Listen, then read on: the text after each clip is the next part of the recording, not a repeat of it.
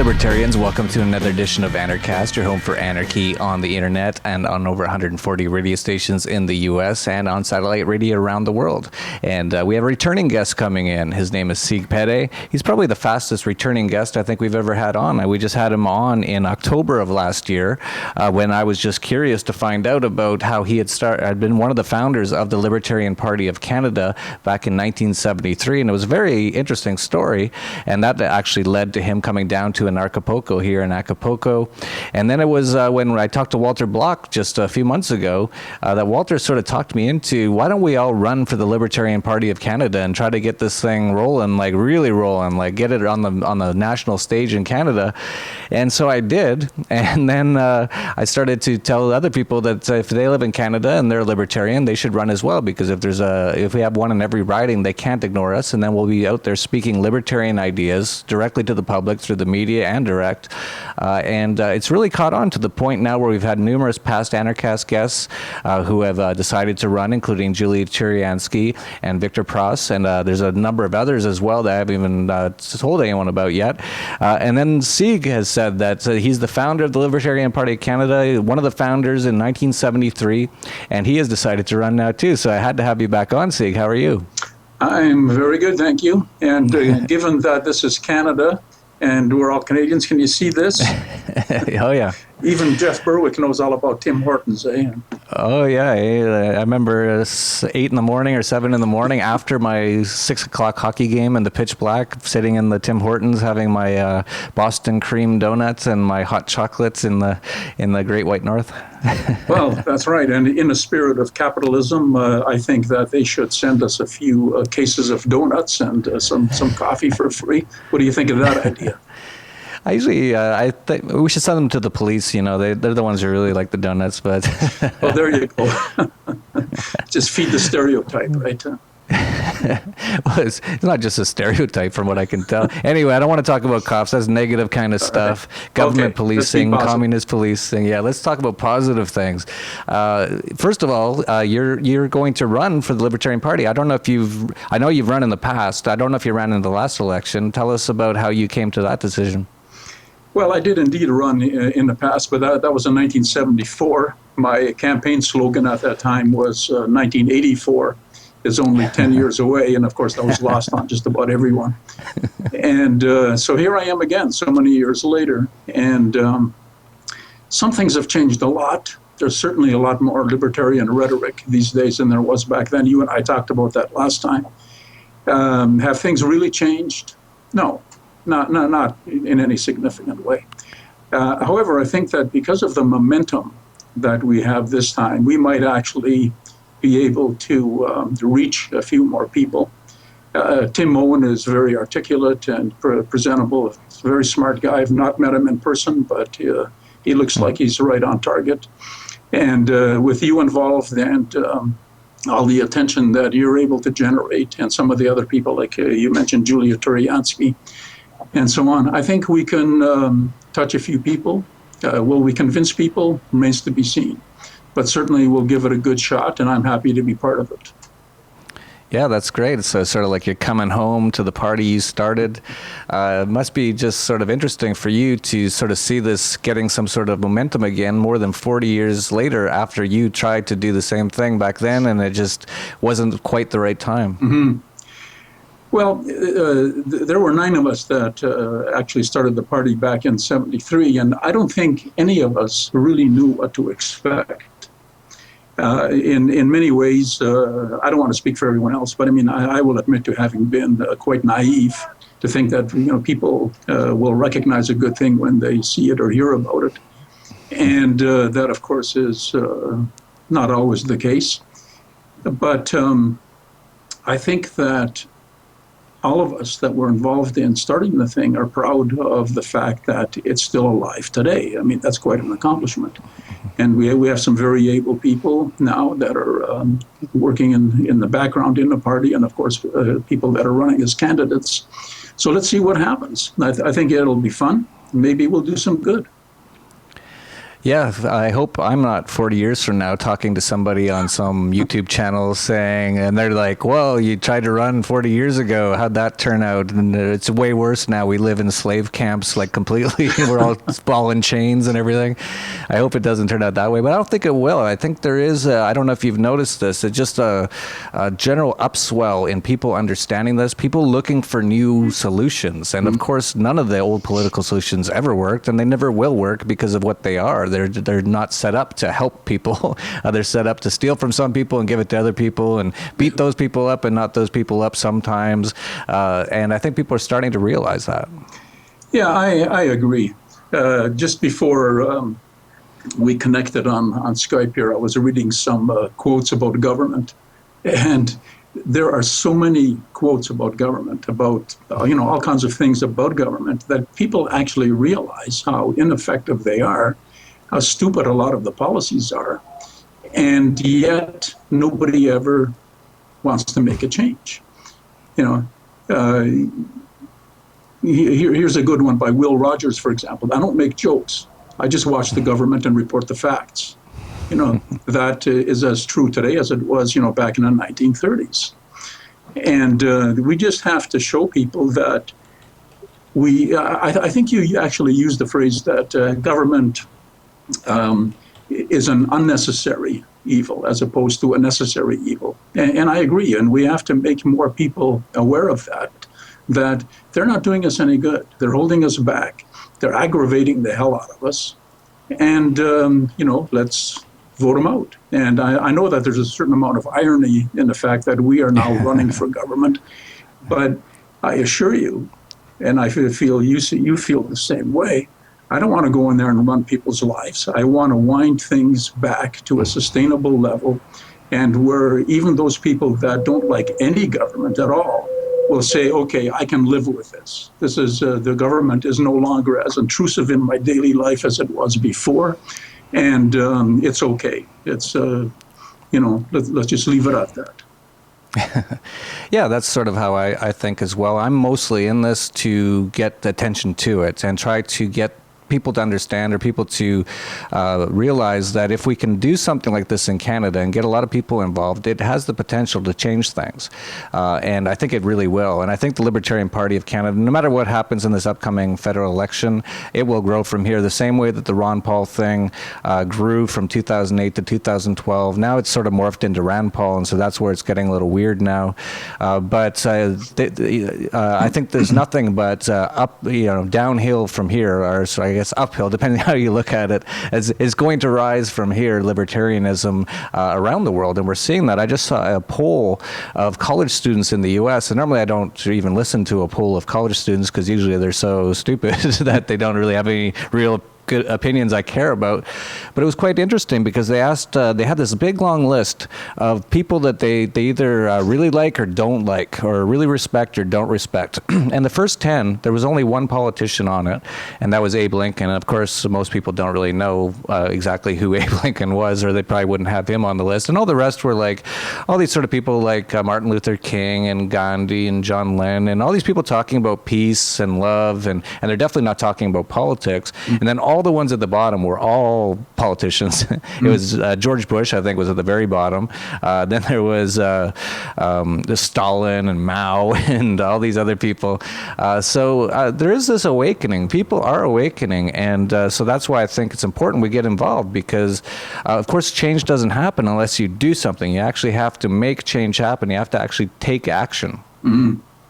Yeah, I agree. This reminds me of a situation back in the early 90s. You may recall that in Canada at that time, as well as in the United States, there was a lot of attention paid to the burgeoning national debt.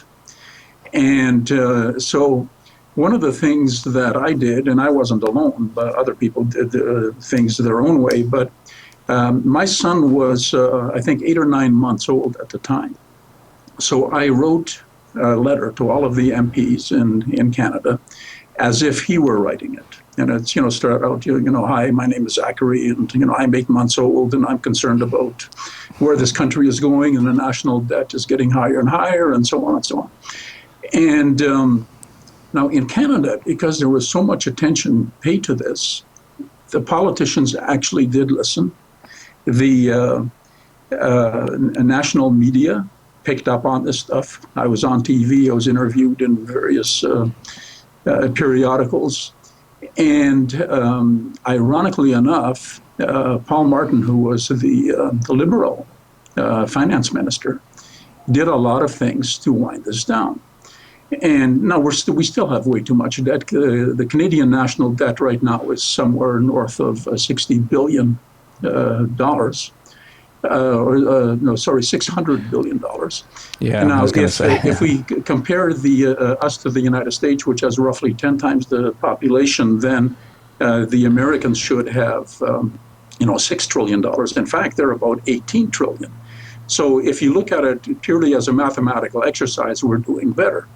However, as the saying goes, if the United States sneezes, Canada catches cold.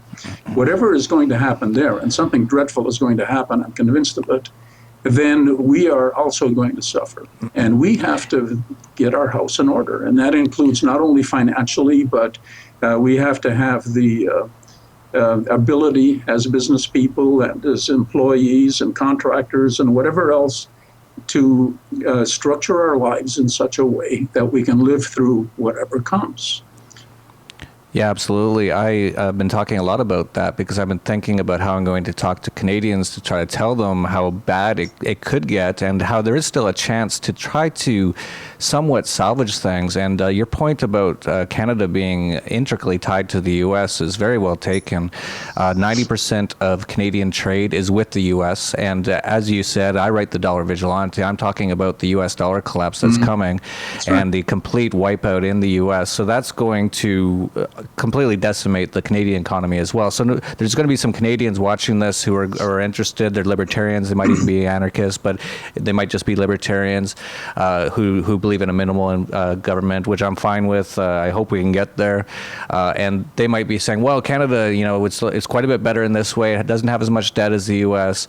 It's more resource-based, which can survive a recession or depression a lot better.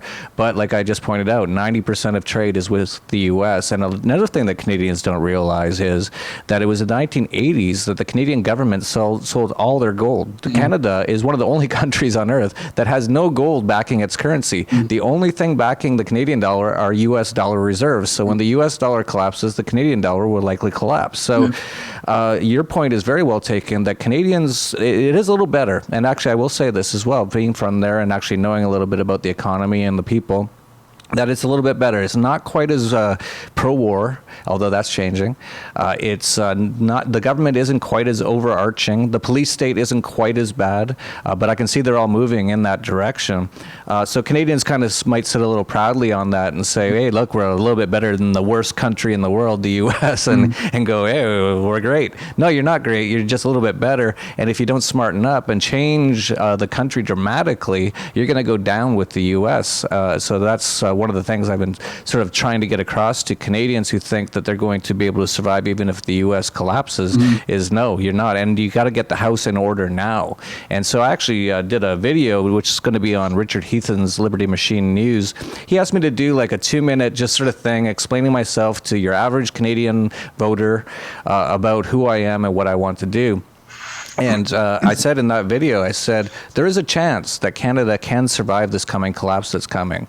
In general, I hate to generalize. Canada is not one thing. It's just sort of a big geographic region, but it has a better chance of surviving than the U.S., but not unless they actually change dramatically. And so get rid of the Bank of Canada, go back to a gold standard, stop all government debt, get rid of most government agencies. Of course, as an anarchist, I'd like to see all of the agencies gone. I'd like to see income tax at 0%, but at least reduce it dramatically. That's the only chance they have to survive this coming crisis that's going to be coming in the next year or two. Yeah, I think so. And I think we also have something going for us in the fact that, we are considered to be, for good reason, a polite society. The cliches about you run into somebody and even though you're not guilty, somebody was in your way, everybody says sorry. And that's not necessarily a bad thing. And the entire society is much more like that than, for example, too confrontational. And this was illustrated to me recently when I attended a protest for Bill C-51. And there were, I don't know, there weren't that many people there. I would guess somewhere between 100 and 150 people. There were 4 policemen there, or police persons. There was 1 female and 3 males, I believe. They were on bicycles, the police personnel, and were wearing shorts, and they were about 100 yards away from the activity. Nobody was really paying attention. They were there just in case, they had to go over and say, tone it down a bit or something like this. And of course, you could say they shouldn't be there at all, and I agree. I mean, nobody was causing any problem. But in certain places in the United States, there would have been police there in full body armor, riot gear, and so on, and causing the problem actually to get worse rather than better. So from that point of view, I think we are much more tolerant of reasonable dissent here. And so people, I think, are better prepared here. If things happen, you try to roll with it, and you're not out beating up your neighbor and that sort of thing. If things get bad enough, of course, that would obviously change as well. But so far, I think we're well positioned to weather at least the early parts of some sort of political upset. Yeah, totally possible. It's such a giant place. I always laugh at how big Canada is geographically, and the small population of 30 million. You could really spread out a Canadian like every 20 miles, basically, and they would never even see each other. But at the same time, you brought up Bill C-51. So here's a case where there was some protests, and they were quite polite, as many Canadian protests are, except for the French-Canadian, what they call, I think they call themselves anarchists, the Black Bloc, but they're communist, and they like to light fires and stuff. Yeah. We don't like those kind of people. But the Bill C-51 passed, even though despite all of these fairly polite but large protests. Whereas in the U.S. right now, I've just been hearing about this. It looks like they might be repealing the Patriot Act. So here's one case where the U.S. might be getting better in one way, one small way, and Canada is getting worse. So Canada can't really just sit on its laurels here. And of course, one of the things the Libertarian Party of Canada is saying is to repeal Bill C-51. Yeah. Well, just for people who don't know, that's essentially the Patriot Act of Canada. Yes, exactly. And yes, it should be repealed. In the United States, there's, I think, in point of fact, a day or two left before, where they can still pass it and so on. What is actually going to happen, I don't know. I would be surprised, frankly, personally, if it weren't passed into law again. However, I don't have the ability to look ahead and see what will happen, so let's wait and see. But they'll probably just rename it something else, like the Super Patriot Act. This one's more patriotic. And the people go, okay, well, then that's fine. Spy on us and put us into camps and don't tell anybody. Well, I think it's a good thing that people in the United States and in Canada, and of course elsewhere in the world, are actually considering these things now. Perhaps what government is doing isn't what's really best for us, and we should look at it. Not enough people, of course, are raising hell, and by raising hell, I mean that in a polite way, of course. But, who knows? I think that it's very, very important that we do things relatively soon. We make some changes relatively soon. We don't have an awful lot of time available. And I don't like to be a doomsayer. I'm by nature a very positive person. And I would just assume that I could coast along for the rest of my life and not have to worry about all these things and be happy and, travel and have fun and so on. But only a fool doesn't prepare for what might happen. And I think it's very important that we do prepare so that we're ready. And one of the things we can do in the interim is to try to reduce the size of government and make whatever is left much more responsible. Yeah, absolutely. Well, it's just getting worse and worse. Even if there is no massive collapse crash sort of scenario. It is getting worse, and people are reacting to that, and that is good to see, as you pointed out. Worldwide, there's a libertarian movement happening. There's entire movements in Africa, and we're on satellite radio in Africa right now. There's some in Ghana and Nigeria. There's a Mises group in Nigeria, and half the people have like Murray Rothbard glasses on, and they know Murray Rothbard, they know Ludwig von Mises, and all these people. So I think the internet's enabling us to get this information out there, and as people's lives, as they see in their day-to-day lives, things getting worse and worse constantly, and it gets to the point where some people say, what's going on now? How do we stop this? I don't like where this is going. That they start to look into other options. And of course, in Canada, that's why it's so important we just get this out there right now, the Libertarian Party of Canada, and get these ideas out there, because as you know, in Alberta, which is my hometown, our home province, which is like a state in the U.S. It's like Texas of Canada, and it's always been conservative, and they just elected an all-communist, they're literally communist, NDP, all-communist party in Alberta. So you could imagine if Texas, all of a sudden, just everyone said, we don't like the Republicans, we don't like the Democrats, and there was no other option except for communists, and they elected all communists. You can just imagine. So that's why we got to get our side out there, the libertarian side, because people are looking for options. They just don't know where to go. Yeah, I think in Alberta, the vote was reflexive. The conservatives let them down, and so they wanted to make a point. I'm not sure it's the point that they should have made, but sometimes people react in an unpredictable way, and I think. Well, that's sort of my point, though. That happened literally almost overnight. Yeah. I was never hearing anyone say 3 months ago that the communists were going to win in Alberta, and just in a matter of weeks, all of a sudden they just won. And I think, like you said, it was reflexive because the government was so bad. The right wing or the conservative government in Alberta was so bad that all the conservatives who normally vote conservative said, I'm not voting Liberal because I don't like them either. I don't even know these NDP people. They probably don't even necessarily know how communist they are. But that's the only other option. I'm going to vote for them. So imagine if that happens in the next few months, coming up to the Canadian federal election, that a lot of people start to just give up, which they are, and they start to look for other options. We could see, literally, it's totally possible. I know I'm a dreamer. We could see the Libertarian Party of Canada win the government of Canada this October. Well, I wish I could be that optimistic. Yeah, I know I'm talking to somebody who's been doing this for 40 years. I'm just saying I see the environment, the atmosphere is ripe for something to happen quickly and major change to happen quickly. It's totally possible, but we all have to get out there and do that. And that's why it's so great that you've also joined back with the party that you were one of the founders of to be a candidate in the upcoming election, just to get it out there more.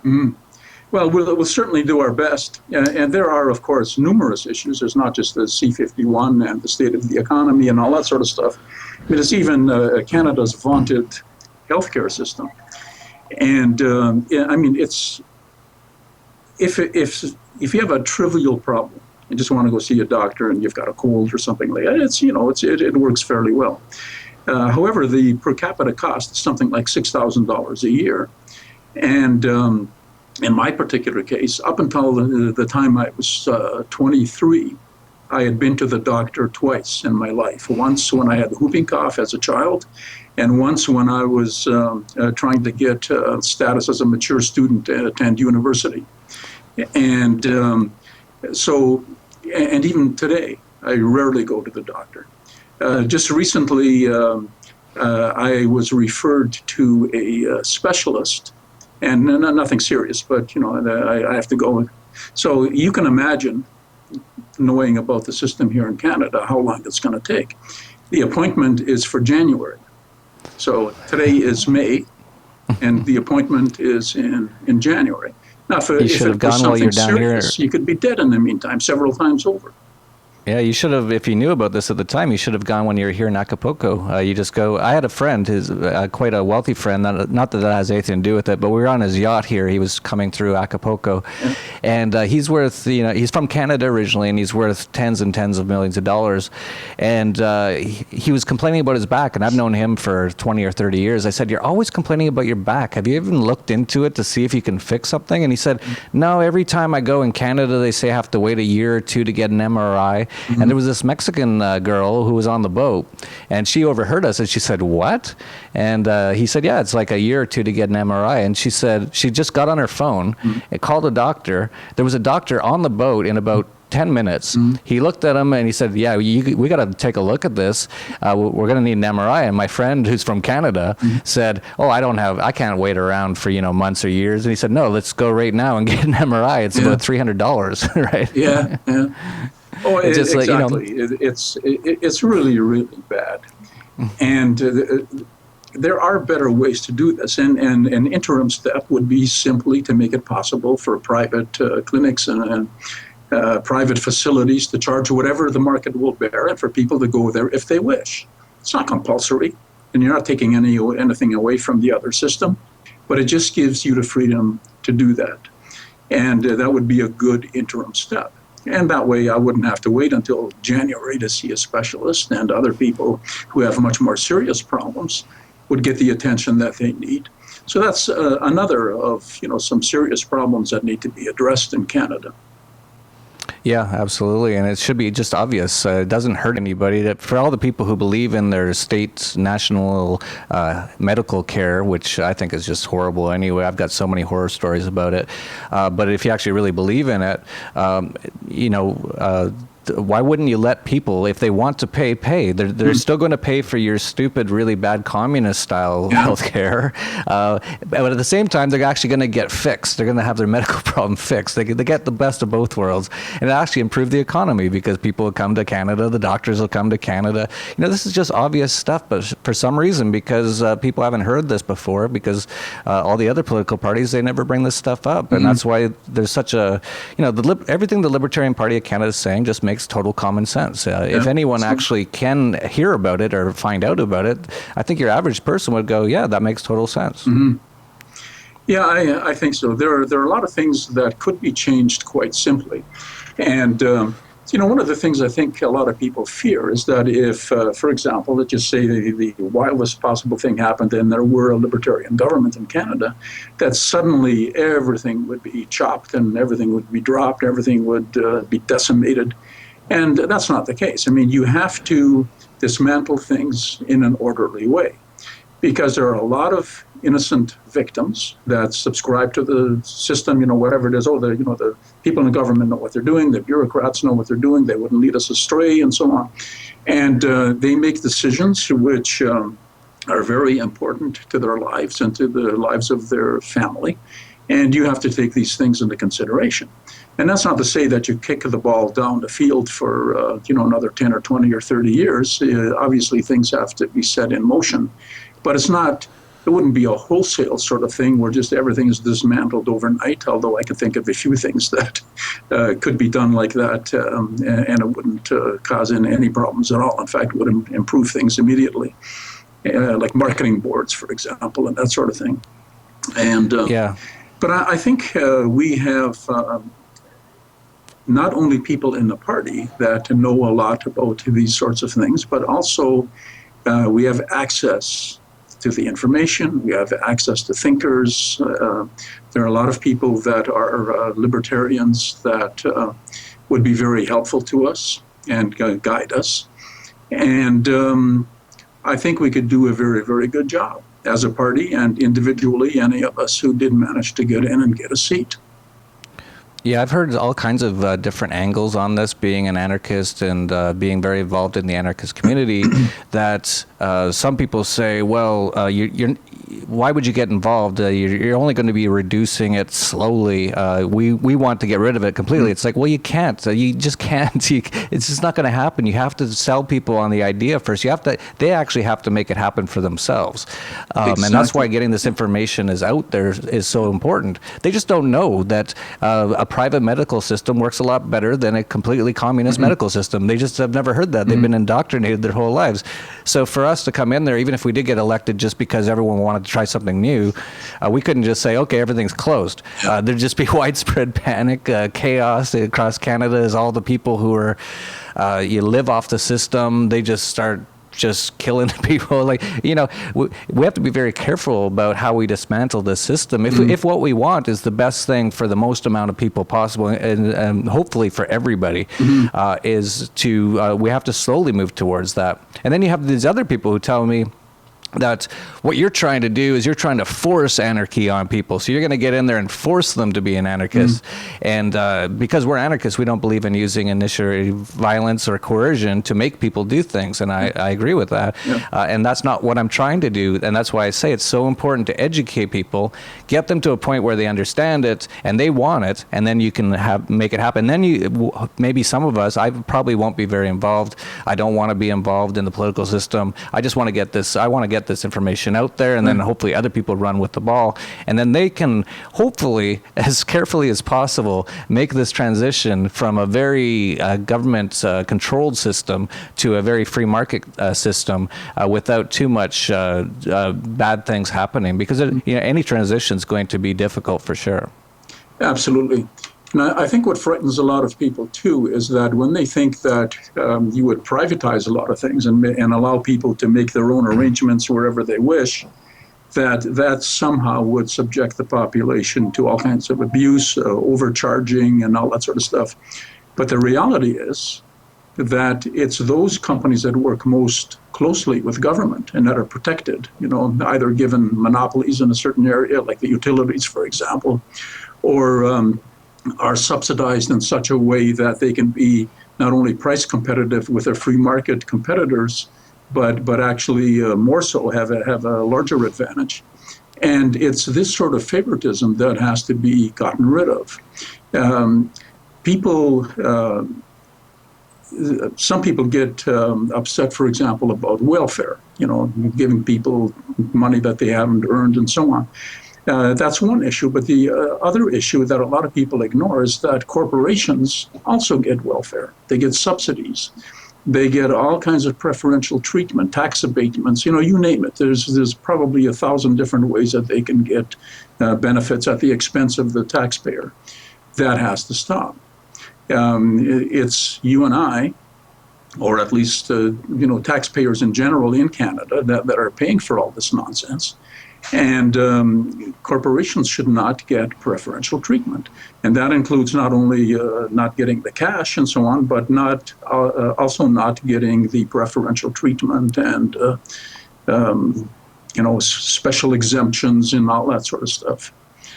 Yeah, that's most often the argument that you hear from people who haven't really looked into it too much about privatizing everything, is they think that everything will become like a monopoly, which is what the government is, which is funny because they don't seem to see the government as the monopoly, and they don't seem to see the companies that work directly with the government and get monopolies from the government, like the banks. They don't see that as being too bad, but it's the exact opposite. And that's why we have to get this information out there. People just don't understand. And for people who don't know, the Canadian banks, they're horrible. They're so bad. I still have a Canadian bank account, and this is 2015. And to do a wire transfer, the only thing they still accept is a fax. Yeah. The last time I had a fax machine was in the 1980s, so I have my assistant who has like an e-fax who can do it electronically.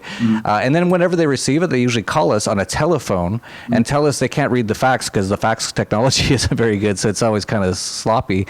And I'm like, can I just email you the information? They're like, no, we're not allowed to use email. It's like, it's crazy. And so these Canadian banks, there's 5 of them, I believe, still, and they have a monopoly. And so the government says that foreign banks can't come into Canada and compete, which, of course, competition would cause them to actually offer better service because they're just not being forced by the market to do that right now. So they're like, who cares? We still make tons of money. Just make them fax their stuff over. We don't care. That's what communism really always ends up as. And so people don't see that as being a monopoly, and they think that the private market would create monopolies, and the private market never creates monopolies. If it does, it's pretty quickly over, because if one company starts something and they take over the entire industry to the point where they have everything, and then they have really kind of bad service or they charge too much, someone's going to compete with them. There's no government there to stop them. And I've never known of any company that actually uses violence against another company to stop them. It's not like if McDonald's took over Canada and they had every restaurant in Canada and they started charging $30 for a Big Mac. if another restaurant started up next door to them and they charged $10 for a hamburger, and everyone started going there, it's not like McDonald's employees would be going over with guns to stop them. But that's how they use the government to use regulations to create these monopolies. Yeah. Well, that's quite true, and it's an interesting example. There are so many things that I think we can change and that we can address, that we can make the population aware of. We just have to get out there and talk to people, get interviewed, and share our ideas, get people reading things that are somewhat different from what they're used to and what they're taught in school. None of this stuff is crazy. The media likes to, for example, look at anything like libertarian or of that nature as being to the right, which I always find laughable. I mean, the right is, a bunch of people running around jackboots and trampling on you for no reason whatsoever. All we want to do is leave people alone. How is that being on the right? I don't get it. And so we need to make people think about these things and do some critical thinking on their own and compare us to what else is out there.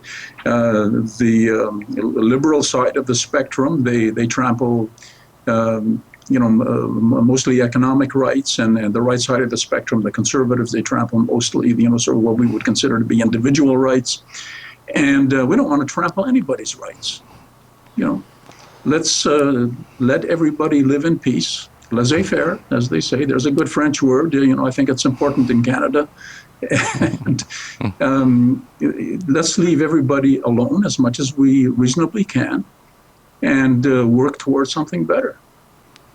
Yeah, it should be obvious, but because of the government, the schools, the media, people don't get access to this information, and that's why it's so important that we just get out there. And if the political system is one way we can get that information out there, great. Let's use all the ways we can possible. So if you're in Canada and you're a libertarian, please consider running for the upcoming elections. So you just go to libertarian.ca, click on candidates. There's a little form at the bottom, and that's almost it. There's a few details. There's a few little things you have to do, but it's really not much. So there's many people who are just running as what they call a paper candidate, and so they're not really going to do it. They're not going to have signs. They're not going to go out and do anything at all. They're just going to have their name on the ballot. And if we can get 300 of those people on the ballot, then that almost forces the media and the government to pay attention to us, and that gets people like the leader of the Libertarian Party of Canada, who's an anarcho-capitalist, Tim Moen, into the prime minister prime murderer election, debates, which is the same as the presidential debates in the U.S. So it's very similar to what Ron Paul did, and that's all we're trying to do in Canada. And we're just going to see what happens. This is a total experiment. It's never really been done to this extent before. But I think, as I pointed out earlier, if enough people get into this and really do stuff and take action, we can really make some change and make it very quickly. I think people will be shocked how quickly we can do it. But if no one does anything, nothing's going to happen. That's basically it. Yeah, I agree. I think we could use a few dozen more people. I'm not sure what the candidate count is right now, but a few dozen, maybe 100, 150. I mean, who knows? Come on down. Oh, I think it's well over 100 already. It was over 100 when I started, and I've been helping them, and we've been bringing in 3 to 5 a day lately. So we've got to be close to 150 already. So we're almost halfway there. So another 150, and you could just choose a riding. It doesn't even have to be where you live. You could choose Nunavut or anywhere. It doesn't matter. If we have a full libertarian ticket on every election or every ballot in Canada, there's just no way they can ignore us. And then we're going to get on the media and they're going to be asking, what is this? Is this a new revolution? Is this a libertarian revolution? And yes, it is, if we do it. Yeah, I agree. We can use a lot of help. I know there's a lot of very good people out there. For anybody that wants to join and join the effort, the party has people that can help you go through the process, whatever that entails. And then, again, you can do as much or as little as you want when you're actually running as a candidate. You can go to all candidates' meetings. You can put signs up. You can go around, talk to people, shake hands, kiss babies, whatever. But or you can stay at home and just be, as Jeff mentioned, a paper candidate. Either way, you're very welcome, and we need you. Come on down. Yeah, we just need to get those 300, so another 150. I think we're going to get there, and we haven't even talked about the Liberty Tour we're planning across Canada this summer. So I'm just trying to get this momentum going even faster, and I think it's working. So I'd like to thank you for coming on again with me, Sieg. I know you're very busy. You're an entrepreneur, businessman, and I know that you're probably not going to be running too actively with your campaign, so you're probably going to be more of that sort of paper candidate from what I can tell, which is great, and that's all we need at this moment in time. Once we get to the next level, then it'd be good if people could actually really, get out there and do things and send out pamphlets or whatever works.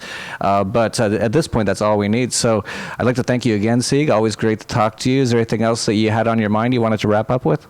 Well, I am considering, this hasn't been finalized yet, but it looks like I'll be running in a riding called Perth Wellington. So if anybody from Perth Wellington is listening to this and wants to help, get signatures, hand out brochures, whatever the case might be, or if you have access to the media in that area, let us know. And I will do interviews. I will go out and talk to people and so on. I'm going to do everything I reasonably can to help the process along. I want a freer Canada for what comes after me, my son and his ultimate family. And let's do that. Let's do what we can. That's great. And there's a number of Facebook sites, pages that you can go to sort of communicate with others. The Libertarian Party of Canada has a Facebook page. There's a Facebook group, I believe, as well. So you can get into there and just see if you don't want to be a candidate and you live in Canada, but you do want to just sort of help out in some way, just get in there and get to know, and whoever's in your area, get together for meetings or whatever and just sort of talk about these things. And that's really all we got to do at this point. And we can create a bit of a buzz and maybe change some things, and that'd be great, because everything's going the wrong direction right now, and so somebody's got to do something. So once again, thank you, Sieg, and we'll have all the links to all that down below. And that's it for Anarchast, your home for anarchy on the internet. Peace, love, and anarchy. When you consider that you have to spend all your time basically unteaching what your kids just learned. So not only must the government recognize natural rights, but the government can't disparage them. Unfortunately, the people in the government have a hole in their copy where the Second Amendment is, the Ninth Amendment, and the 10th Amendment. So, this is not so saintly. I mean, because he's got the reputation of favoring, ending slavery.